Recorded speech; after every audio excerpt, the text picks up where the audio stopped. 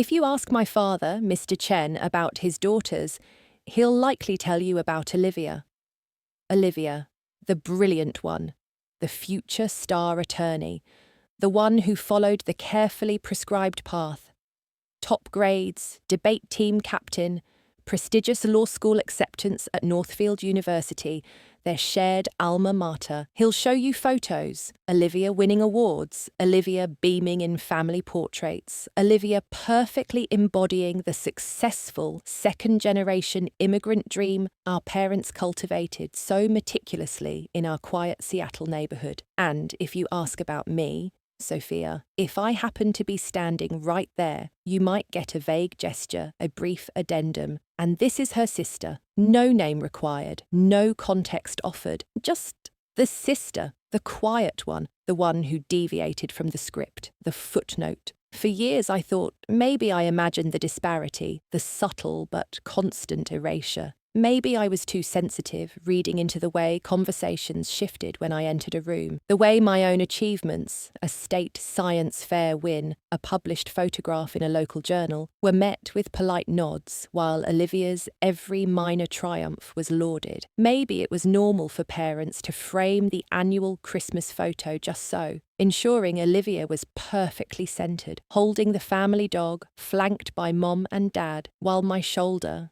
was accidentally, repeatedly, cropped out of the edge of the frame year after year until I simply stopped trying to be in them. Oh dear, the angle was tricky, Mum would say, avoiding my eyes. They didn't cut me out violently, they just politely refocused the lens until I faded into the background. No one ever said I was disowned. No one declared I wasn't part of the family. But you learn, growing up in that kind of quiet, pervasive dismissal, how people can disappear without funerals, how you can be erased with smiles and polite excuses. My mother understood, I think. Before she passed away from cancer when I was 19, she used to leave me little notes, tucked into textbooks or coat pockets, snippets of encouragement, validation she couldn't offer openly against my father's overwhelming focus on Olivia. You don't have to be loud to be powerful, Sophia. One faded note I still keep reads, "Your quiet light shines brightly."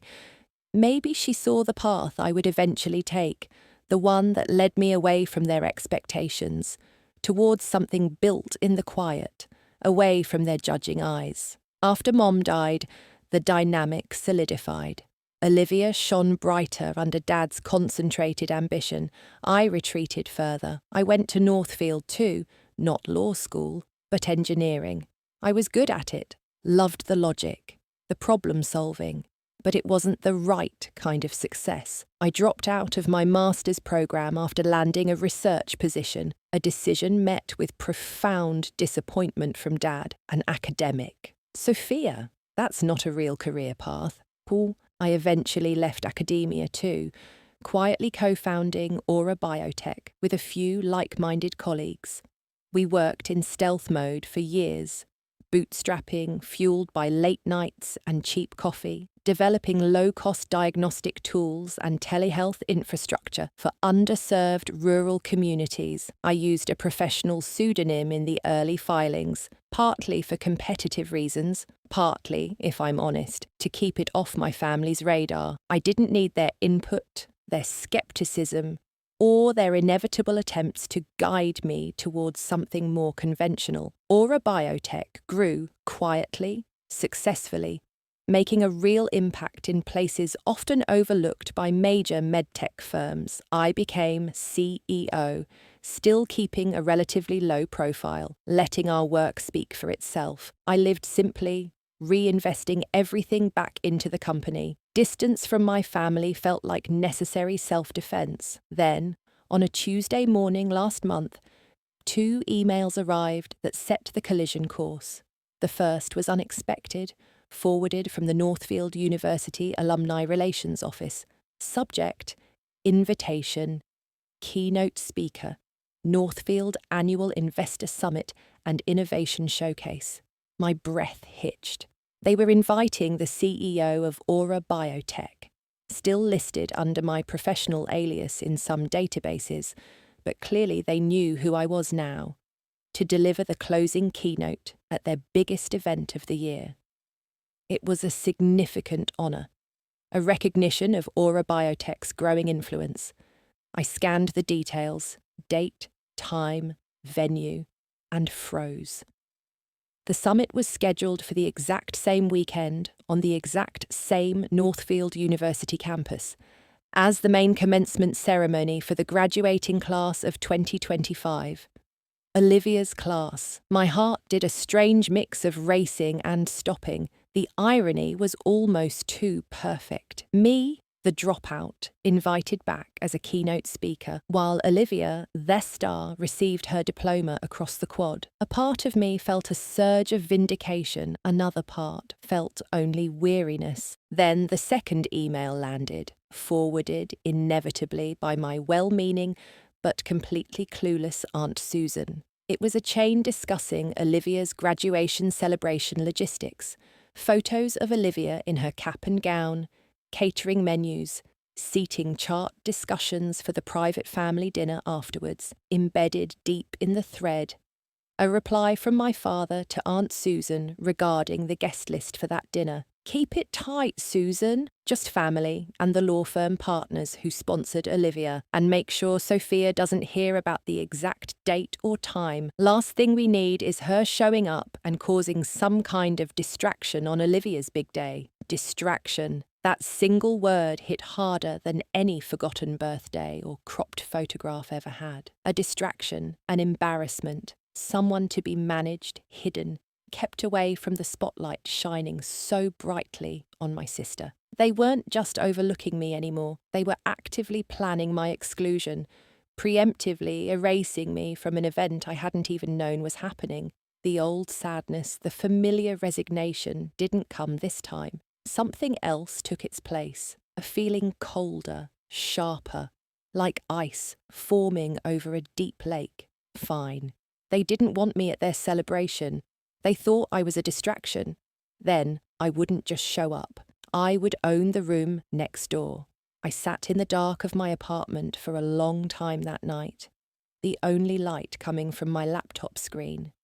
Their voices, their judgments, the weight of their expectations. They felt distant now, like echoes from another life. My mother's faded note lay on my desk. You don't have to be loud to be powerful. I opened my laptop again, replied to the university's keynote invitation. It would be my distinct honour to accept. Please confirm the schedule. Then I opened a new tab, navigated to the Northfield University commencement guest ticket portal. Under attendee name, I typed a slight variation using my middle initial, SL Chen. Close enough to be potentially confusing, different enough not to trigger immediate alarms. I requested one guest seat, front row, aisle preferred. Click, confirm. 2 events, 1 campus, 1 weekend. They thought they were keeping me out. They had no idea I was about to walk right back in, not through their door, but through one I had built myself. The invisible sister was about to become very, very visible. Returning to the Northfield University campus after nearly a decade felt surreal. The familiar brick buildings, the sprawling green quad where graduation ceremonies were always held, the imposing library where I'd spent countless caffeine-fueled nights. It was all the same, yet profoundly different. Or maybe I was different, the uncertain engineering student who used to haunt the science labs, subsisting on ramen and ambition, felt like a ghost from another lifetime. Today, I walked these paths not as a student, but as, well, they wouldn't know that part yet. I'd packed light for the trip. No celebratory dresses, no nostalgic university sweatshirt, just a sharp black blazer, tailored trousers, and the pair of low black heels I'd worn when I pitched BioTech to our first round of angel investors 6 years ago. Those investors hadn't asked about my GPA or my unfinished master's degree. They'd asked about data, scalability, impact. Those heels felt like armour, The graduation ceremony was already buzzing with activity when I arrived at the quad. Families in bright summer attire posed for photos, graduates adjusted their caps, the air thrummed with anticipation. Following the signs for guest seating, I presented my ticket, printed under SL Chen, to an usher near the front section. He scanned the barcode. Ah, yes, Chen. Front row, third seat from the aisle. Excellent view. He smiled warmly. This seat was requested very early, specially reserved. Looks like someone really wanted you here. I guess they did, I replied, returning a small, non-committal smile, my mind flashing to my father's email. Make sure Sophia doesn't hear about it. Oh, someone wanted me here, all right. Just not in the way this kind usher imagined. I found my seat easily. The sun felt warm on my back as the rows behind me filled up. I kept my gaze focused forward, towards the empty stage, resisting the urge to scan the crowd for familiar faces. They would find their seats eventually. I didn't need to seek them out. But inevitably, I heard them. My father's distinctive baritone, low but carrying, conferring with someone near the entrance behind me. Then Aunt Susan's higher-pitched responses. Then Olivia's laugh, bright and practiced. I didn't turn around. I focused on the program in my lap, tracing the Northfield University crest with my fingertip. The procession began. Faculty first, then the graduating students, a river of black gowns and colourful hoods. I watched impassively as Olivia filed past with the law school contingent, cap tilted just so, a serene, accomplished smile fixed on her face. She looked every bit the star attorney my father had always decreed her to be. She didn't glance my way. Why would she? I was just another face in the crowd, an anonymous guest. My father, however, was not settled. Out of the corner of my eye, I saw him pacing near the side aisle, talking intently into his phone, then conferring again with a security guard, gesturing vaguely towards the reserved front sections. He wasn't looking at me. Not yet, but he was scanning, his brow furrowed with that familiar look of controlled displeasure he reserved for anything, or anyone, out of place.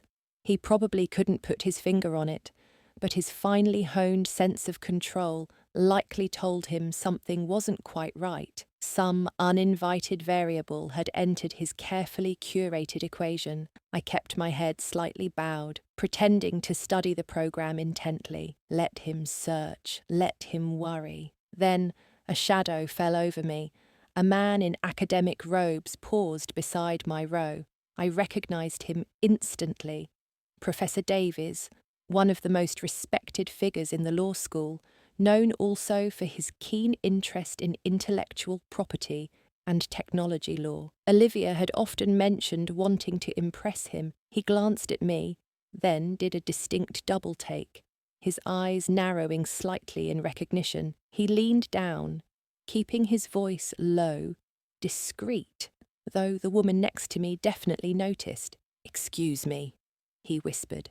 "Aren't you Sophia Chen from BioTech?" My heart gave a slight jolt, but I simply offered a polite, neutral smile, inclining my head slightly without confirming or denying.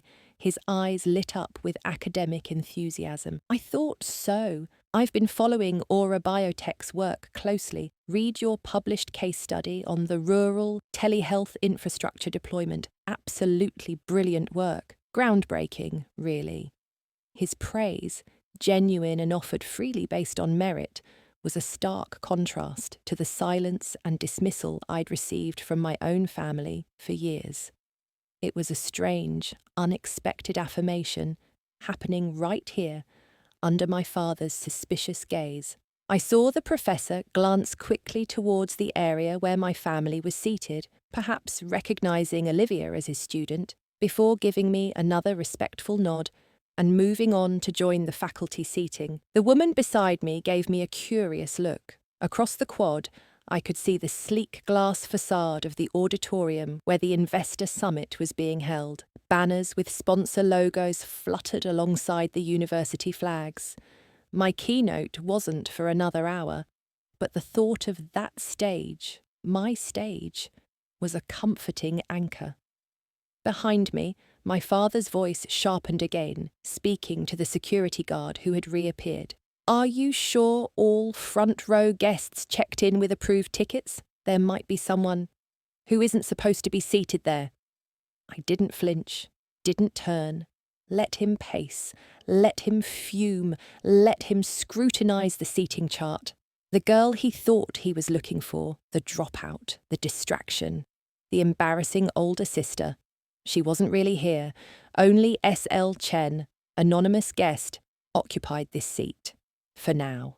The university president took the podium. Pomp and circumstance began to play. Speeches commenced. I listened with half an ear, my focus divided between the ceremony unfolding and the clock ticking towards my own engagement next door. When the Dean of the College of Arts and Sciences stepped up to deliver his address, still a good 20 minutes before the law school dean would speak and Olivia would walk, I saw my chance. While the attention of the crowd, including my family, was directed towards the stage, I quietly gathered my small bag. With one last, lingering look at the scene, the hopeful graduates, the proud families, the life I was expected to want but couldn't have, I slipped out of my seat and melted into the flow of people moving along the side path. No one noticed, no one called out. The ghost slipped away before anyone could confirm its presence. I walked briskly across the quad, the strains of the graduation march fading behind me,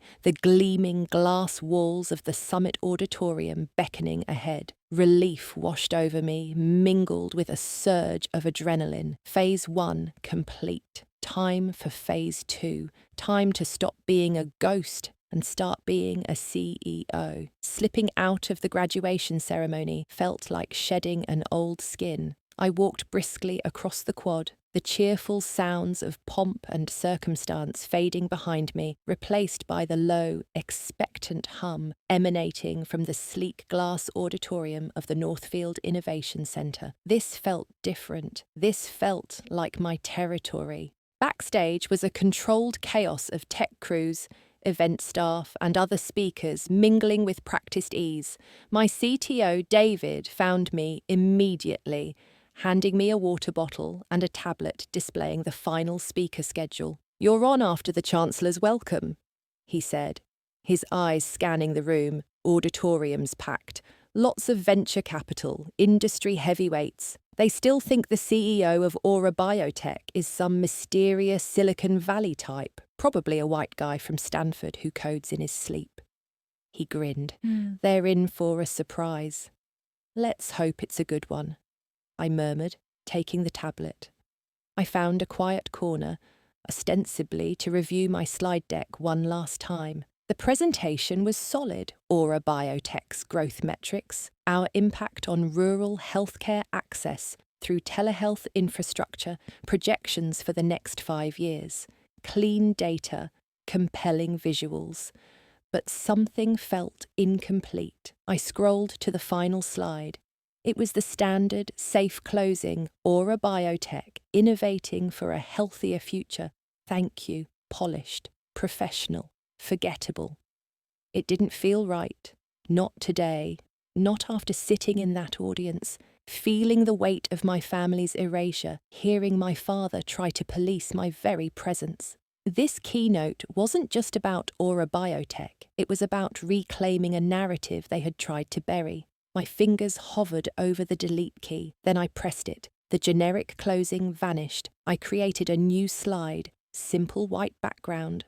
Bold black text. Sophia Chen, Northfield University, class of never, and underneath. A single line. You erased me, so I built something permanent. David peered over my shoulder as I saved it. His eyebrows shot up. Wow, that's a statement, Soph. It's the truth, I replied quietly. He didn't argue. He knew enough of my backstory, the vague outlines of family friction, to understand. 5 minutes, Ms. Chen, an event staffer said politely. I took a deep breath, smoothed down my black blazer. the same one I wore for that first nerve-wracking investor pitch years ago, tied my hair back severely, no makeup beyond lip balm. My armour. I heard the Chancellor finishing his welcome remarks, then the introduction. A company revolutionising medtech access in underserved communities. Please welcome the visionary founder and CEO of BioTech. I walked out onto the stage, into the bright, warm lights. The auditorium was indeed packed, hundreds of faces looking up expectantly, investors, academics, entrepreneurs, students. I scanned the rows quickly, and then I saw them, near the back, having clearly slipped in after the graduation ended. Olivia, still in her cap and gown, looking curious. Beside her, Professor Davies, his expression intent. My father wasn't there. Good. I reached the podium, adjusted the microphone, took a sip of water. The room was quiet.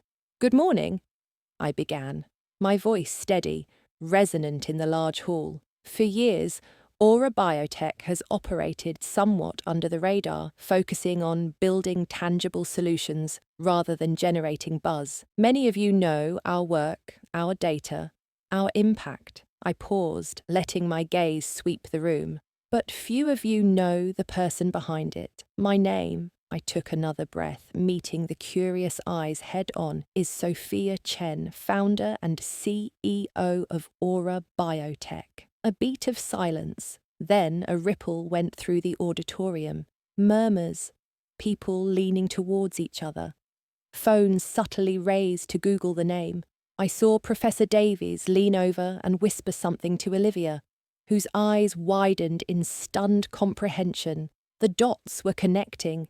The anonymous CEO, the rumoured tech visionary, was the overlooked older sister they thought was a dropout. I clicked to my first slide, ignoring the buzz, launching into the story of BioTech. I didn't dwell on the personal drama, not directly, but I wove the themes in. I spoke about identifying overlooked problems, about the challenges of building something new outside traditional structures, about the importance of resilience when established players dismiss your vision.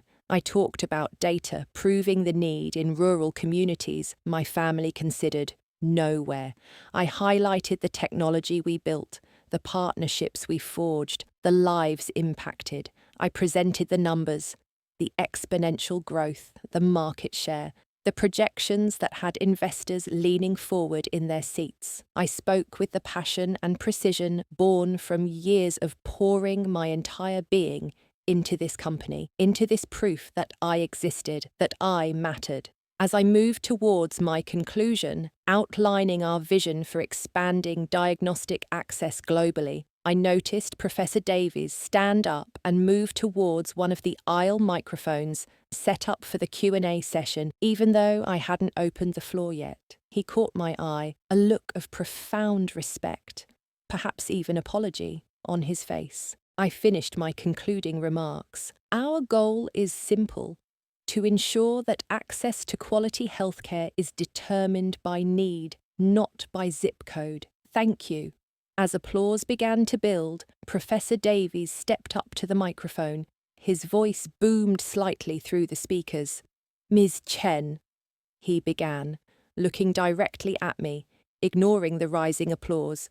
Forgive the interruption, but as someone who teaches the next generation of legal minds right here at Northfield, he gestured slightly, perhaps unconsciously, towards Olivia, who looked frozen in her seat. I must say, your work, your company's ethical framework, its impact, it's a masterclass in building something truly significant.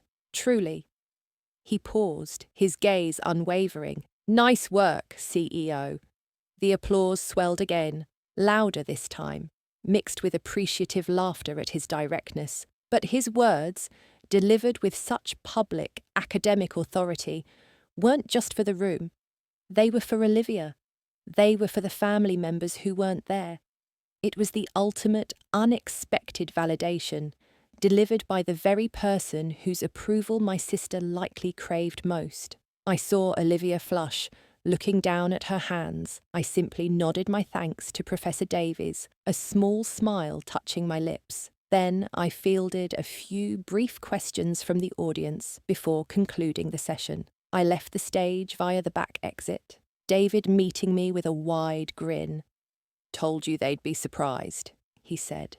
"Phones have been blowing up backstage."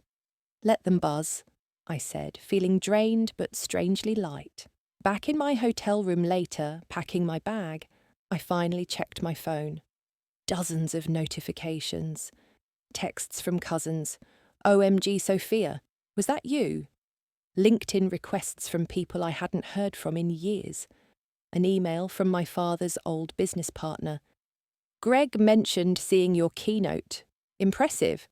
Our son is looking for medtech opportunities." And one stiff, formal email from Olivia. "Congratulations on your success." Nothing more. I deleted most of them without replying. I glanced at Dad's Facebook page out of morbid curiosity. Olivia's smiling graduation photo, posted just yesterday, was gone. Replaced by a generic Northfield University banner.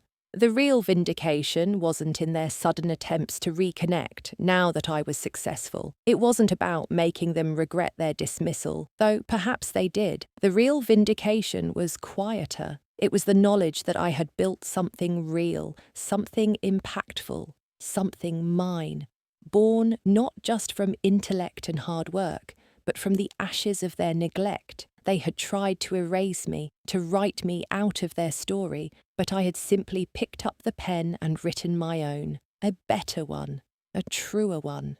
And now the world was reading it. They couldn't ignore me anymore. Not the invisible sister, not the dropout. Isla Morgan, Sophia Chen, CEO, unforgettable.